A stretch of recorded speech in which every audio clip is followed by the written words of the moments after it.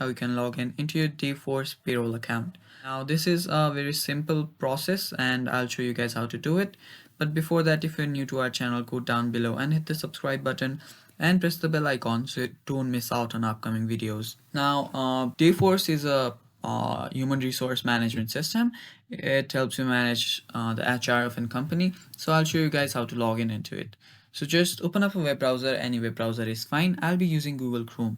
After you do that, just search for Dayforce Payroll. Now after you do that, you'll see a DayforceHCM.com website right here. Just open it.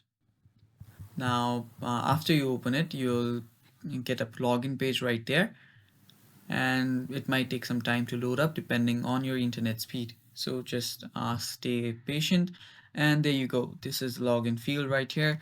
Just type in your company's name. Just type in what your company's name, and then just type in your username and password that you have used while creating the account or that has been given to you by your HR. And after you type in your username and your password and your company's name, just typing random, and just hit on login and you'll be able to log in into your Dayforce account. So that is pretty much it, guys. Thank you for watching. Stay tuned for more upcoming videos, and bye bye, take care.